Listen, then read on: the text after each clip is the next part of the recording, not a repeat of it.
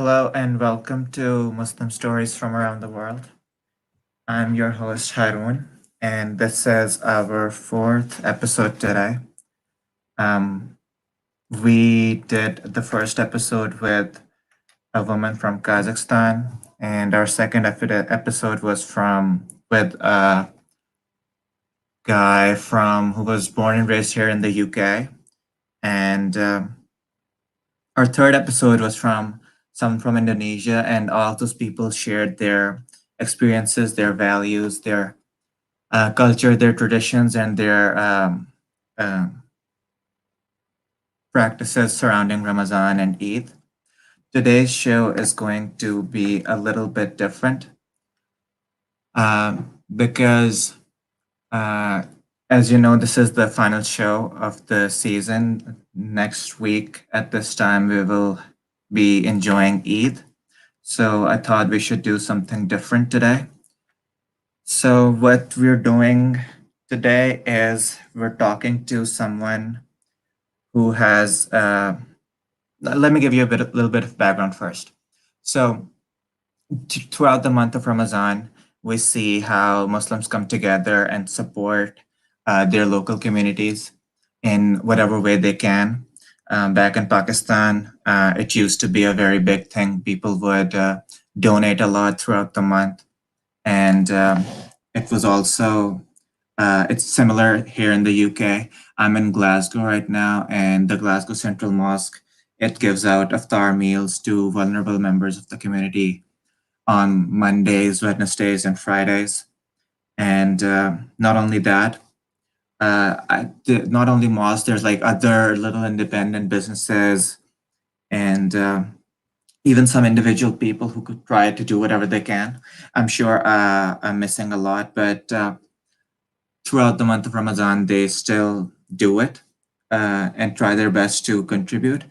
But that only stays through Ramadan and it ends as soon as Ramadan ends. So today, our guest has made it their life's, not their life's mission, but they have taken the act of community service very seriously. And they run an organization called Hassas, and it operates back in Pakistan. So we're going to be talking to them today. But now, before I introduce our guest, I would like to reiterate to our listeners about if you're watching on YouTube or Facebook, you can type in the comments any questions or comments that you have, and we would be able to respond to them live on the air. And if you're listening on FM, you can go to our website, ramadanfm.com.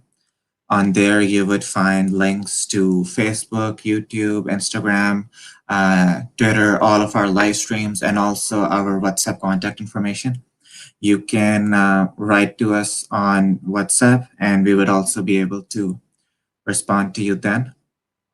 Our WhatsApp number is 07591 970 241. I'll repeat that. Our WhatsApp number is 07591 970 241. You can send us a message there, or as I said, you can send us a message on YouTube or Facebook or wherever you're listening to this live stream. Now, the reason let me give you a little bit of background on Hassas. Hassas is, we'll ask this from the president, who we have invited today as well. But just to get us started, Daniel, who's the president who we're going to be talking to today, he started Hassas when he was in his college, and he was still studying in college. And we'll talk to him about why and how that came about, and we'll try to see if what motivated him, what were the things that led him to start such an initiative, and how exactly that has developed over the years. Because I think Hassas has been running for around more than 5 years now, and they do something uh, every now and then. Um, because all the SAS is basically run by volunteers, so there aren't any people who are permanent employees. It's not scaled up to that point yet, but yeah. So let's see if we have Danielle on the line.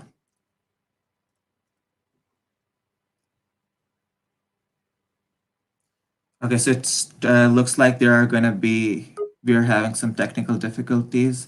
Danielle is having some trouble joining. So, oh, here it is. How are you, Daniel? Assalamu alaikum. Hello, I'm very good. Walaikum assalam. Sorry for being a little late. No, Am I audible? yeah, you sound fine. Was it your iftar time just now? Yes, it was. Yes. Yeah. Daniel is joining us from Pakistan, and that's why there is some time issues. But how are you, Daniel? How are you doing? How's Ramzan going? I'm very good. Ramadan is going pretty fine. It's almost about to over. Yeah. Only Yeah. I think 8 rosas are left. Yeah. Yep. Yeah. For Pakistan, yeah, eight roses are left. But okay, so let's talk about Hassas. I introduced Hassas a little bit before you joined, but can you tell us about how it started, what motivated you, and where is it going? Oh, sure. So, Hassas is basically a non-profit organization. It's a community service organization. So, we started off like 4 years ago. Okay. We have been okay. So, what we first start with the very basics of Hassas. Hassas, literally, if we talk about the literal translation of the name of the word Hassas, it means sensitive. It's an Urdu word, It's an Hassas. Urdu word. Yeah. Okay. Hassas is an Urdu word. When we translate it into English, it has a very deeper meaning of even the word sensitive. So what our basic aim is, what we believe basically, we believe that no matter what the race is, no matter what the color is, no matter your financial background is, no matter where you belong, your faith is, if no matter what your physical or mental condition is, you are ultimately a human being, or you are ultimately a citizen of Pakistan or any country. So you deserve equal right or equal respect, right? So this is Okay. our very basic game. So what we do is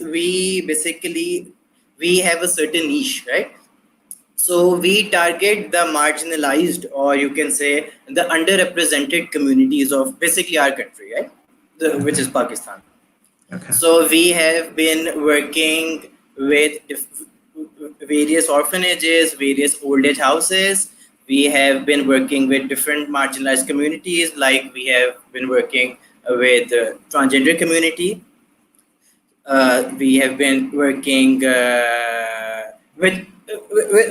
with a lot of communities which are considered very marginalized in our Okay. country. Okay. So let's step back for a moment, and can you tell me a little bit about what motivated you to get into this? Because most people who are brought up in like middle class, upper middle class households like me and you, they don't really think about the community that much. They're like way into their own lives. Everyone has their own problems. So, what motivated you to start this? How did that happen? Yeah, a very good question. I think people do think about doing a community survey, but they don't actually, push themselves further step to actually go out in on the roads in the field to actually, help people. Taking a step back, if we look into the meaning of what actually community service is, right? What we believe is, you see, there are imbalances in every community. If we talk in Pakistan, there are imbalances inside the community. It could be poverty, it could be even respect, it could be even recognition, right? If we are going to the very basic level, there is an imbalance in the kind of respect people take, right? So since there is an imbalance in every community, what community survey does is it let's take an example. What you might have, I might not have, right? Okay. What something I have, other person might lack or does not Yeah. have, right? Makes sense. So when you do community service, you basically put forward or take out what you have and give it to the person who doesn't have, Okay. right? So Okay. if we are talking about money, right? People donate money. So if you have money but you don't have time, right? We have time. We are willing to take out time for this. We don't have money. We Okay. take donations from around the world or inside Pakistan. So we try to gather all the money and we are willing to give our time. So we Okay. distribute the money who need them the most. So this is the So, basic aim behind the community service. okay. But so would you, if so, someone your age or someone who's still in college, what would you recommend? Should they just, do you think there's an inherent need for people who are in like from stable financial backgrounds to help those who are maybe not that stable in a country like Pakistan? Because you can, you see both sides of the story where some people who go into community service, but they're basically just taking photos and putting them on Instagram, and they're like, oh, we've done community service, blah blah blah. Do you think those kinds of people belong there, or is it so that you should only get into this field if you really want to help and if you really want to make a difference? Okay, I think we're having some technical issues. So let's see if Danielle can join us back.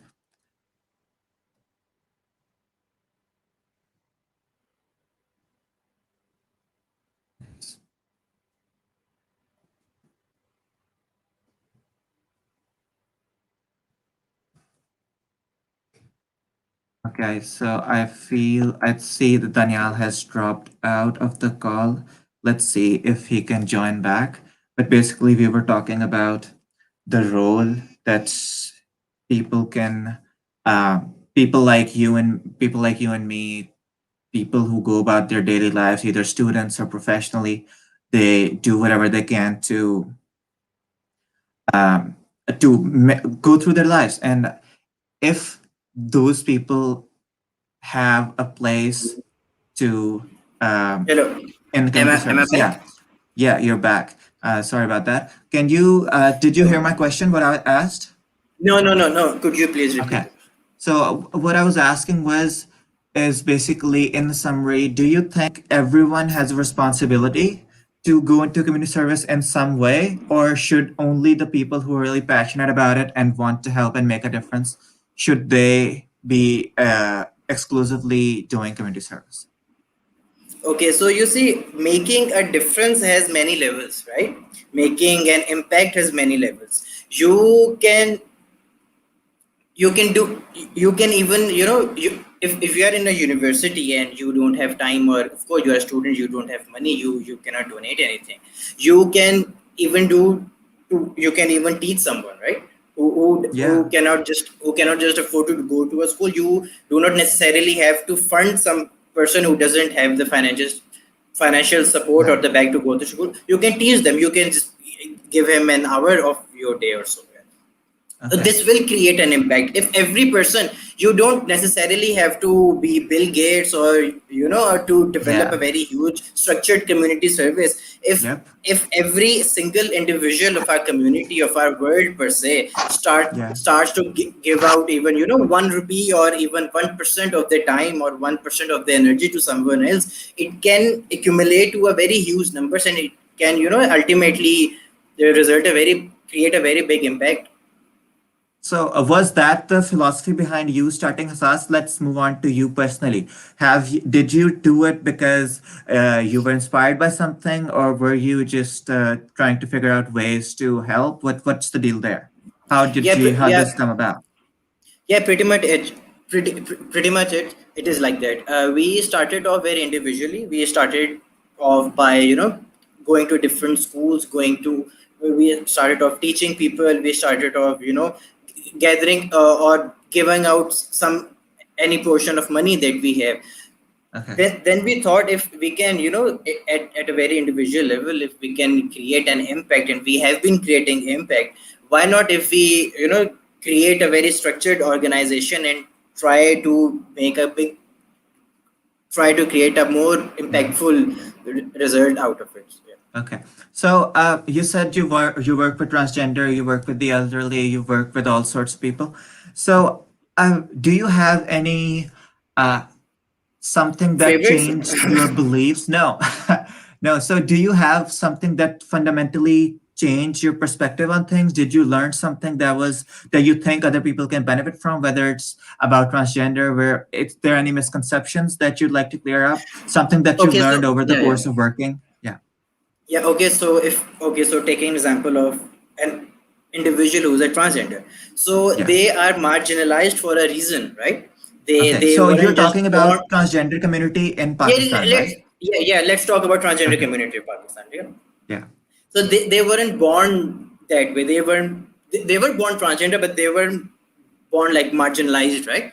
Yeah. So there is a reason any individual, or per se, if we are talking about transgender community, they got marginalized. They weren't. If we start researching about their history, they were a proper part of the community. What happens is, specifically in Pakistan,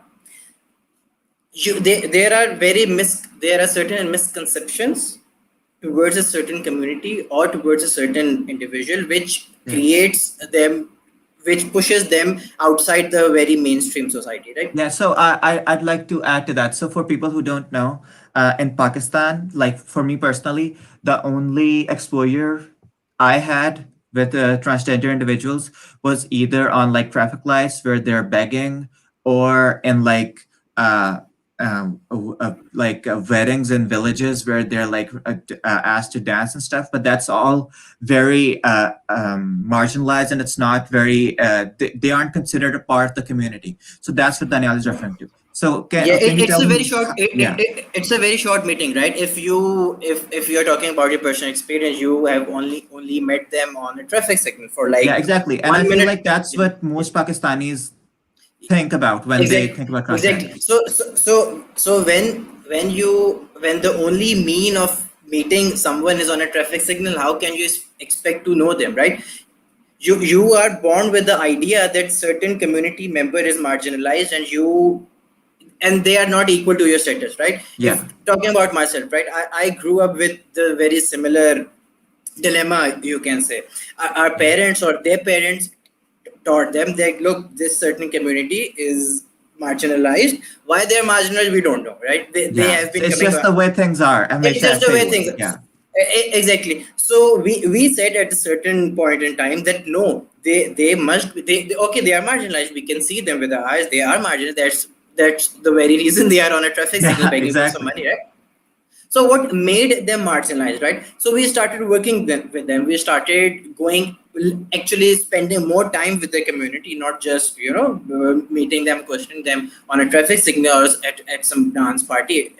You can say illegal dance party, right? So yeah, So we you were start trying to get to the root of exactly, what the fundamental problem. Yeah. exactly. So exactly. So we spent time with them. We got to know them uh, more than what an average Yeah. Pakistani knew about them, Yeah. right? So Yeah. what now, since we know they are very normal, they eat, they sleep, they drink, they marry, they do everything that we do, right? They Yeah. were just born very slightly Yeah. differently, right? Yeah. So now what our basic aim is, firstly, primary aim is to bridge the gap that made us even think into that they are marginalized. So what we Okay. try, we have been organizing interactive sessions, we have been organizing seminars to, firstly to create awareness that no, they are human beings, they are equal citizen of Pakistan, they are just like us, you can even touch them, you can see them, right? So Yeah. this is a we started off with this 2 years back. In different educational institutes, we started to conduct seminars, awareness seminars, basically. And in the Okay. end, which we personally liked the most, was the question answer session. So the people who came with that set with Yeah. a People, dilemma, average that, people like you and me, right? like, Yeah. yeah, exactly. The people attended with the similar dilemma that no, they are marginalized, they are not educated, they are not like us, they don't think like us. But in the end, those very people who attended the seminar, they were very fascinated and they started to ask questions, right? Yeah. If you are on a traffic signal, you wouldn't dare to ask a question with the Yeah. transgender person, because you know Exactly. they are not like you, or they are not maybe Yeah. built like you, they don't think like you. But towards the end of the seminar, very people who came with this dilemma are left with a very different perspective. They started asking questions about the daily routine, what you like to eat, and some transgender said, like, they know how to cook, they know how to cook biryani, which is a Yeah. very Of famous course. Yeah. meal. In so they got to know that no, they are very pretty much similar. So they left Okay. with a very different perspective, which I think was a very was a big success So, for us. would you say that the primary reason transgender are marginalized is just lack of awareness? If you fix that, Exactly. everything else will just fall into place? True. Okay, okay. That's very fascinating. So, you said, what other communities have you worked with? So, we've discussed transgender. What else have you worked with? Who Okay, else? so we have worked with orphanages. Okay, so I have very limited knowledge about orphanages, not as much as you, of course. But so I did some community service work during my bachelor years as well. And what I got to know that surprised me was the orphanages that are rampant in Pakistan. Most kids there aren't orphans. Is that right? Right. It's all over the world. Like Okay. Can you? when yeah, I'll elaborate. When we started off going, or when we heard about that, there are orphanages where, of course, orphans live. Yeah. We started going, visiting them, spending time with them. So we started to do our homework before. We used to do our homework before visiting a certain transgender, or when we start to work with a certain niche or a certain marginalized Yeah. group. Exactly. So we researched first, we took interviews, we visited in various orphanages in Pakistan. So we got to know that, to our surprise, with, as you also mentioned, the most, you can say 70 to 75% of the members living in those orphanages, residing in those orphanages, are not actual orphans, which How do is, you explain that? uh, How do you explain that? what do you mean? Like, if they are not orphans, Okay, then uh, why are they there? Yeah, okay, so let's talk about the this condition in Pakistan, right? We have lack of education, right? Our literacy rate yep, is yep. like very low. You can Google it, right? So what happens is, we have one thing is, we have a very big issue, poverty, right? We don't have proper awareness. What are households, the very lower class of households, they have like 7 children, they have like 8 children, right? But they are Yeah, not very financially capable of yeah, uh, raising all of the 8 or 9 children. So they can only, they are only able to raise like 4 to 5 children at max, right? yeah. So the rest of Okay, the 2 or 3 children, they just cannot raise, so they have to abandon them. okay. We even started when we started visiting orphanages, and we got to know about this surprise. We got a surprise. We started a campaign which was like, stop abandoning your children, right? Because most Yeah, of the orphans, we think, are not orphans, they are abandoned. So we have to okay, stop that abandoning. So we can look for different reasons as to why they got abandoned in the first place. okay. No, that's very fascinating because in even like I don't know, most people just assume that orphanages are for orphans, and but when you get into the thick of it, you realize that it's not the case. But oh, that's very. We'll come back to this point, but we have to go for a small ad break now. So Okay. as soon as we come back, we'll continue this conversation. And to our listeners, stay with us, and we'll be back right in a couple minutes. See you then. Oh, sure. Radio Ramadan 87.9 FM, keeping you company throughout the holy month.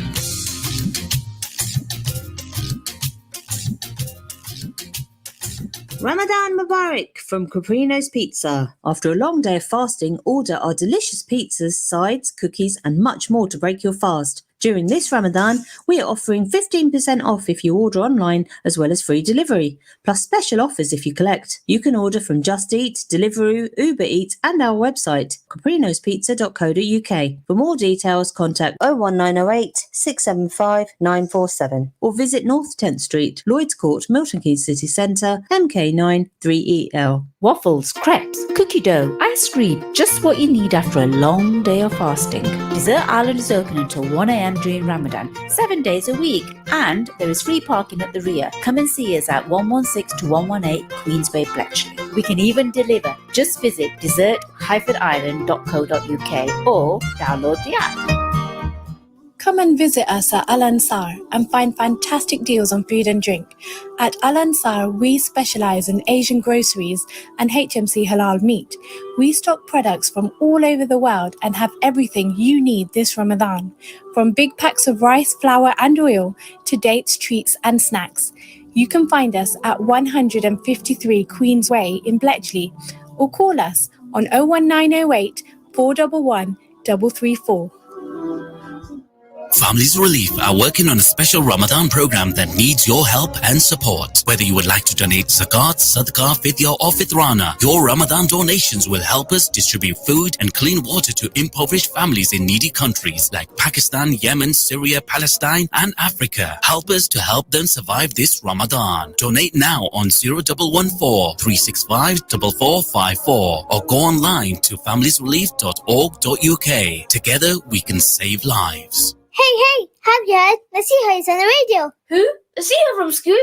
No, Nasiha World is on the radio. The Nasiha World Kids Show will be an hour of fun, sharing stories from the life of our beloved Messenger Sallallahu Alaihi Wasallam, Islamic quizzes, and amazing lessons from the Quran. There are cool gifts up for grabs every day, like the Nasiha Adventure board game, flashcards to learn the Arabic alphabet, and even free access to Nasiha World. The Nasiha World Kids Show, playing live on a radio near you. Be there or be square.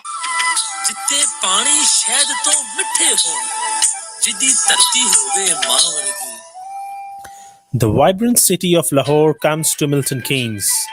Let's talk about the Lahori vibes, Corona lockdown and Ramadan in Lahore with Atif and Sadia.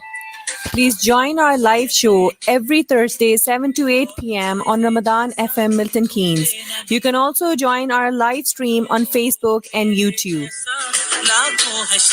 For a list of all our sponsors, please visit ramadanfm.com. Ramadan, 87.9 FM.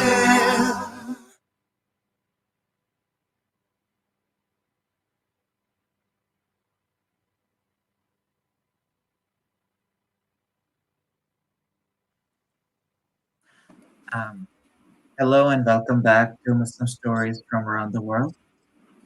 So we were talking to Danial Ahmed, who is the founder of SAS, which is a community service organization from Pakistan who is working to alleviate the communal discrepancies between different segments of the society in Pakistan. We were talking about orphanages, right, and how orphans that are in those orphanages aren't really orphans; they're just abandoned. So that's very fascinating. But what do you think the solution to that is? Why are they abandoned, and what we can do to stop that abandonment? We can start off with creating awareness that if you are not financially capable, then don't do children. That's so very basic. Yeah. Okay.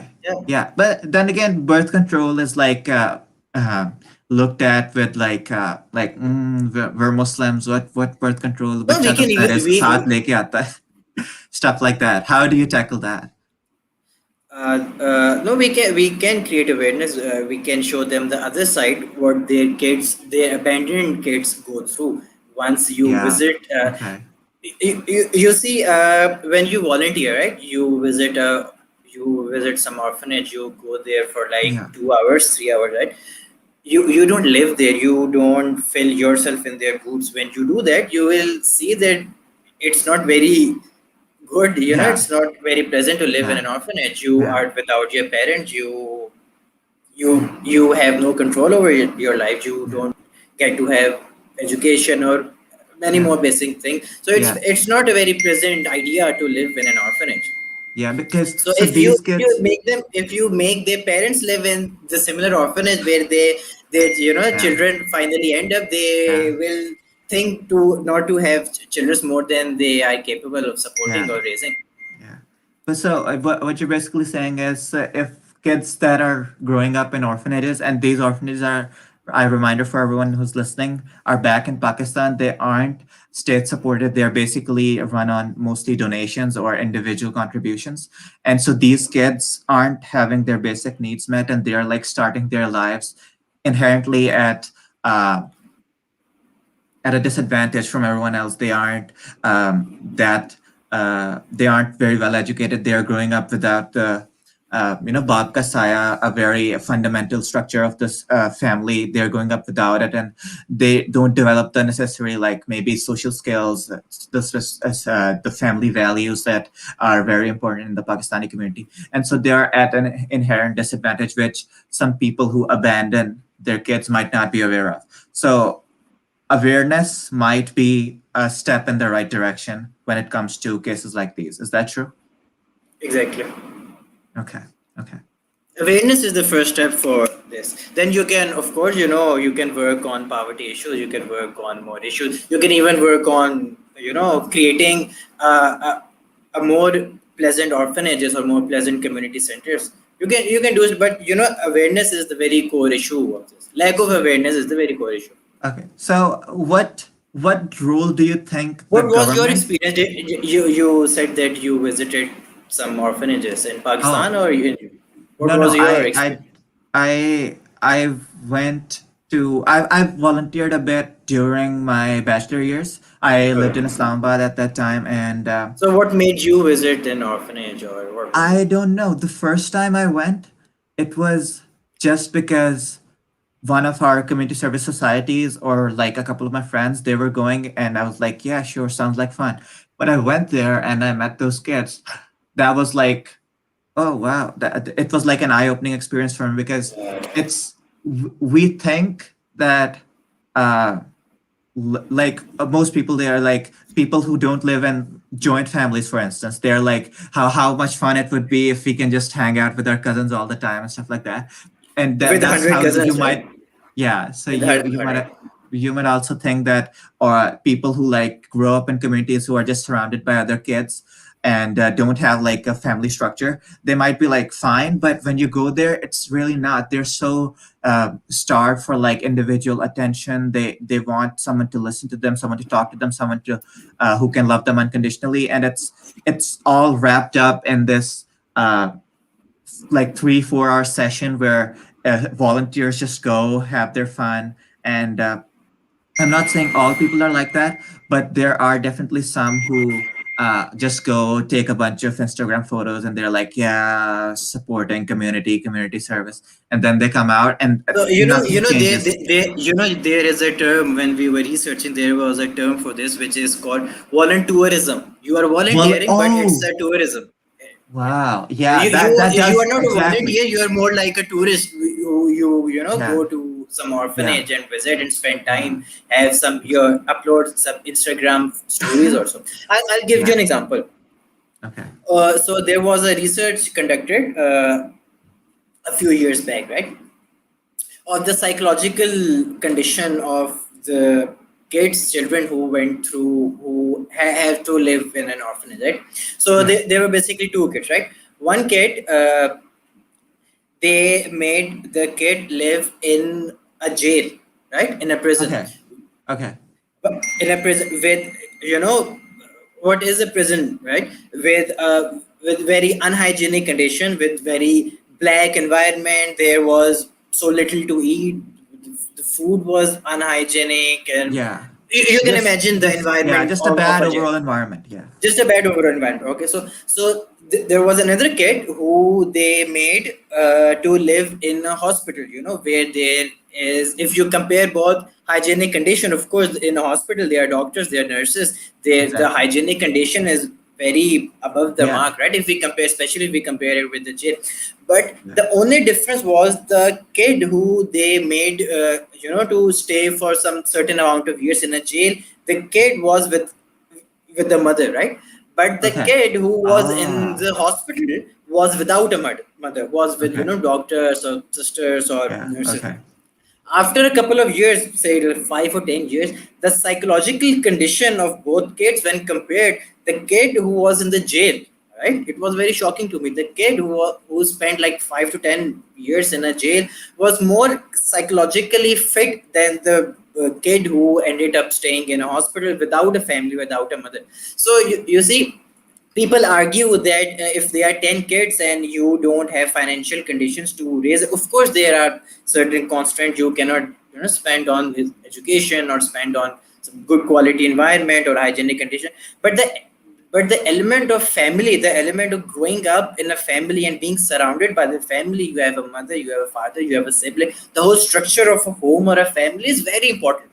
You cannot just deny the fact that if a person, there are many people we have come across, they claim that the kid, it's better to send you or to abandon the kid and make him live in an orphanage, because in orphanage he get to eat good food, he Yeah. get to visit volunteers or stuff. If in contrast to the orphanage, if he lives in his home, he'll live in a very bad condition. But Subpar. Yeah. but so exactly, for so the research that were conducted refuted this claim.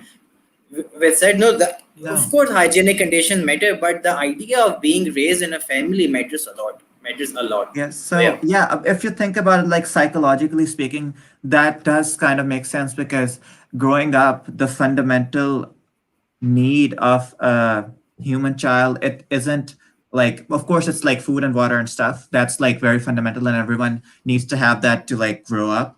But after that there's just the someone to take care of you, someone to listen to you, someone to raise you basically and give you like individual attention, and that cannot be provided in an environment like an orphanage. That can only be provided with like a father figure, a mother figure, or Yes, it someone has no very replacement. similar. It has no replacement. Yeah, exactly.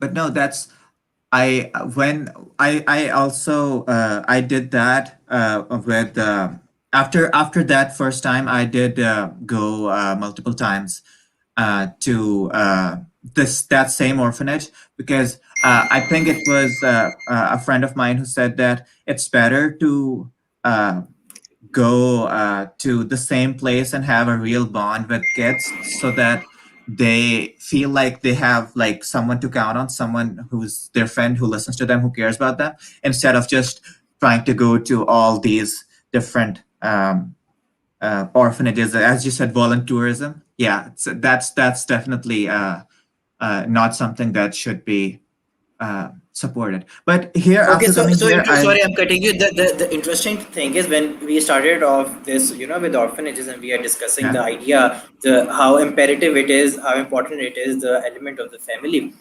When we started working with the transgender community alongside orphanages, you see, in both cases, both community members are abandoned. Orphans are also abandoned, and the transgender communities are also abandoned by the family. So they both lack the element of growing up with the parents. But what worse is with the transgender community is they don't have anywhere else to live. They don't have their own community centers to live.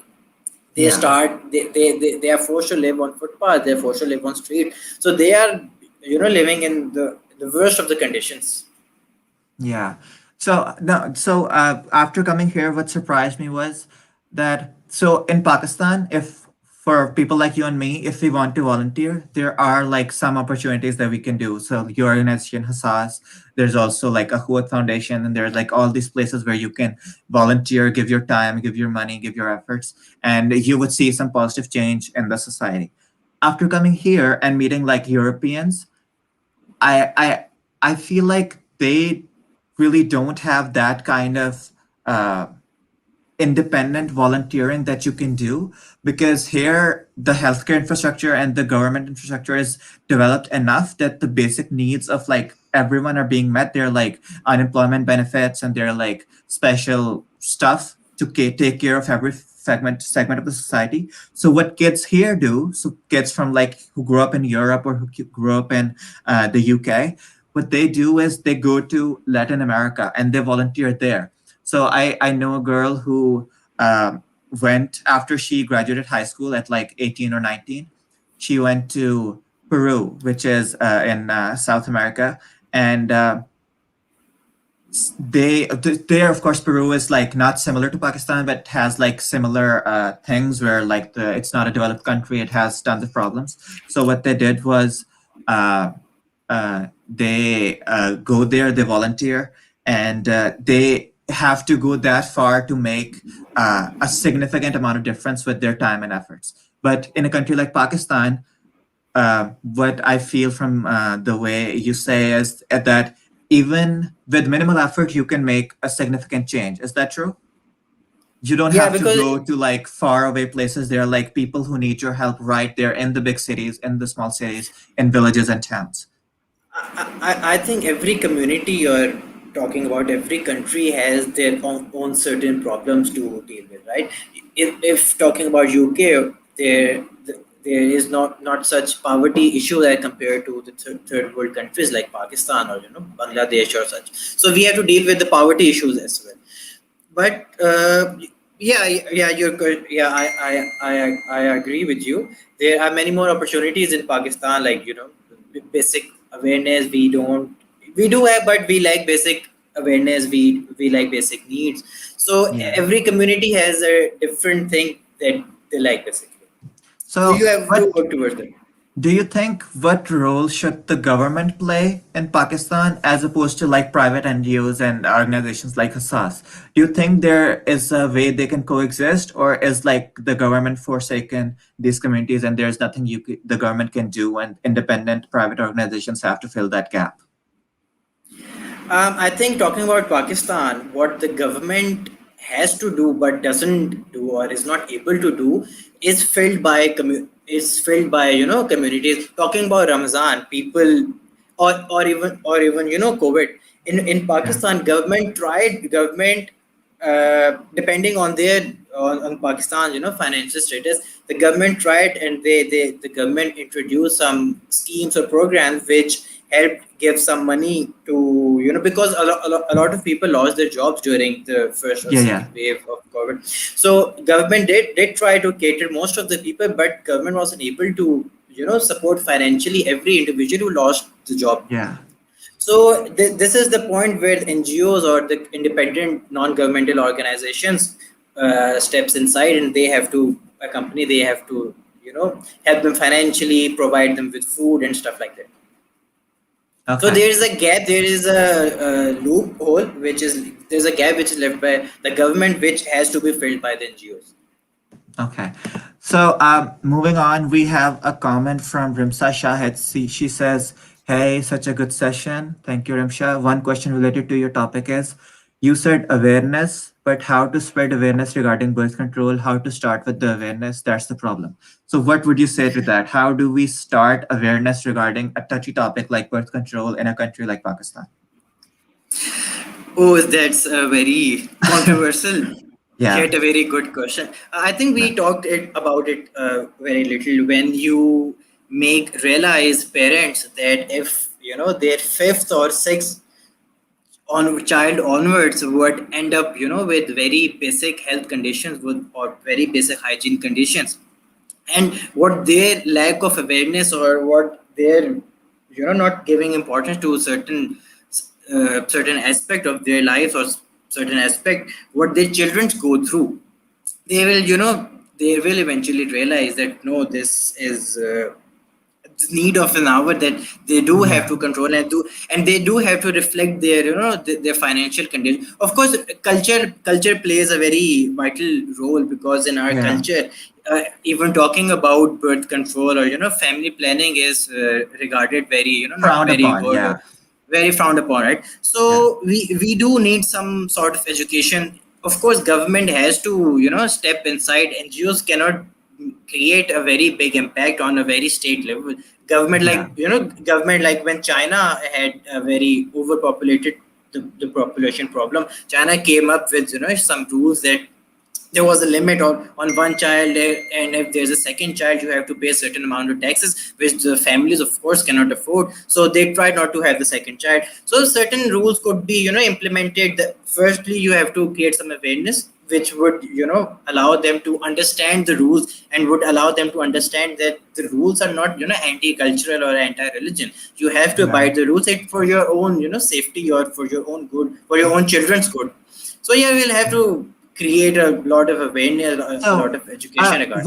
what I'm getting from this is that, of course, for like middle class or upper middle class, they're already educated enough. Pakistan is like a very classy system, and like the people who live at the top or at the middle, they're aware enough. They are not the ones who need this awareness, right? They're not the Yeah, ones they who are do. having They tens do. and twenties of children, right? So how do we trickle that knowledge down to the masses? Because if you organize seminars, if you organize whatever you do, it's not going to reach the people who need it the most, right? So maybe that's what you're saying, that government can do like national campaigns and Exactly, exactly. get the awareness to that level, because that's not somewhere where NGOs or non-governmental organizations or like organizations like Hassas can reach.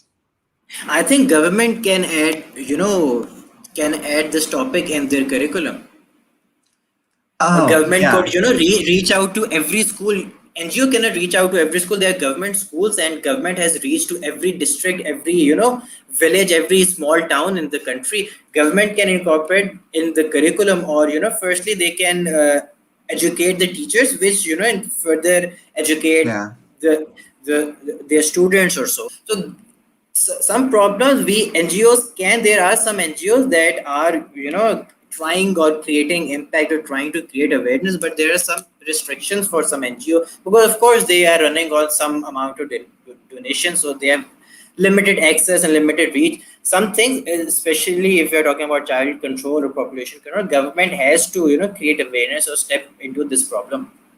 But so this is like a very, this comes back to the fundamental problem of like, should sex education be a part of Pakistani curriculum or not? And we see both sides of the story. We see a very high a number of uh, um, um, what do you call it, gender-based violence, and on the other hand we see toba toba, what do you mean sex education, school mein bachchon ko ye padhayenge? So how do you, what do you propose, how do we bridge that gap? Because none of these parties are able to compromise. The liberal part of this country that says it needs to happen, and I on some level agree with that, because uh, it's just such a basic part of the human condition that not letting your kids get it from the right sources is a very big problem. If they learn it from their friends or from the internet, that's way worse than if they learn it in a controlled environment with authority figure who can guide them to what's right and what's wrong. But on the other hand, the our religious conservatives, they're like, this is so far from Islam. This has no place in an Islamic Republic of Pakistan. How do you see a solution to that, or is this just like a hopeless loop?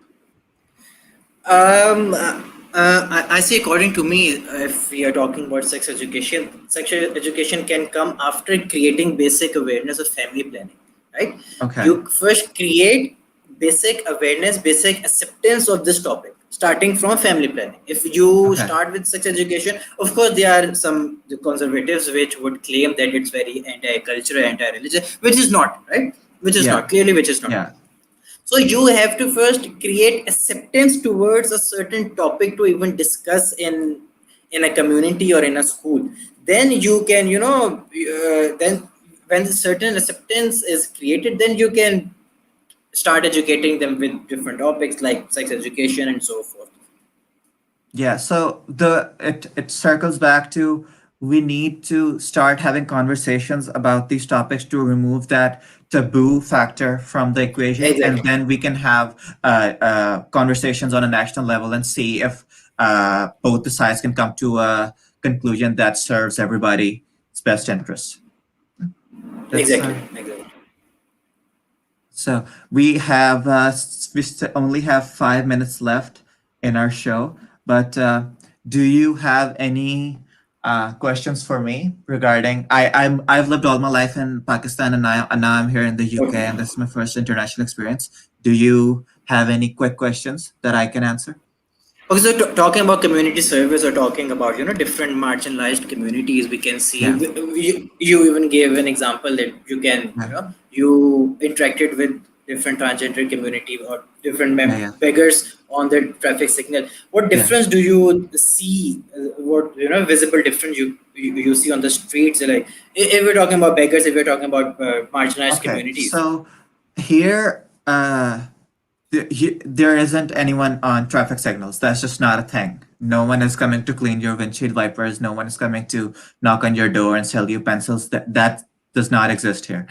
What does happen is you see homeless people, but they don't come to you. And I mean, at least that's just my experience. So the only time I see homeless people is when I'm going to get my groceries. There is a street where at like the street corner, there's always like a couple who are just sitting there. I don't know if they like sleep there or whatnot, but they're always there and they're like they have a jar in front. They're looking for donations. But what I see more often is people just roll up to a random place in the park or in front of like a community center, and they'll open up their guitar case and start playing, and they'll ask for donations that way. They won't be begging for it. They'll be like, yeah, if you enjoy what I'm playing, you can contribute. And that happens more frequently than maybe the begging. But then again, I feel like Yeah, that's not UK. actually begging. I think you are Yeah, actually exactly. That's giving a yeah, that's service. yeah, exactly. And it's not. They won't haggle you. They won't tell you to "Khuda ke naam pe de do." That's not what they happen. They just if you walk by, that's fine. If you don't, they appreciate it. And I was warned against beggars by someone who has lived all their lives there. They're like, if you give them like anything, they'll come after you for more. So I haven't done that. They can get like very In persistent Pakistan or and in very UK? in the UK. Okay, okay. So I was warned When you against give that. them money, they'll come for more. Yeah, so they will be very persistent. They'll be like, yeah, more, more, more, more, more, and they'll start following you and stuff like that. At least I was warned about that. That hasn't happened to me yet, but whenever someone who I think might be asking for money approaches me, I pretend I can't Happens in understand. Pakistan all the time.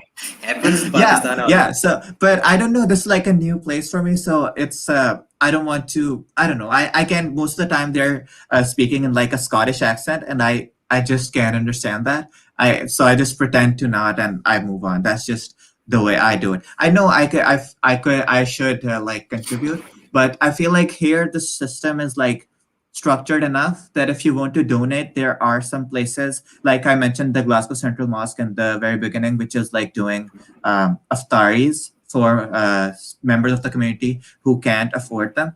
But they look for donations. They could take like zakat and stuff like that. So I feel like if I were to donate, I would donate there as opposed to just giving it to someone on the street. But yeah, So that's a very do you see organizations, community organizations working inside UK, and what are they working for? so there aren't like organizations because I'm not sure because there are here the focus is more at least the what as a college as a university going student what I've been exposed to more is like services for your mental health. So it'd be like if you're feeling alone, if you want someone to talk to, there's like this service you can call on here and like have someone to talk to. So there's a lot more focus on mental health here because the basic needs like food, water, shelter, all that is sorted for by the government. At least I think so. I'm not sure. But so what I do see a lot of is like the university pushes a lot of mental health advice and experiences, and they're like independent organizations that are run by volunteers. But because of COVID, they aren't like face to face. But there's always a huge focus on mental health, and if they say if you want someone to talk to at any point in time, day or night, the service is run by volunteers. I think it's called like Nightline or something. So that is something that's very fundamentally different from back home in Oh, okay. Pakistan. Yeah.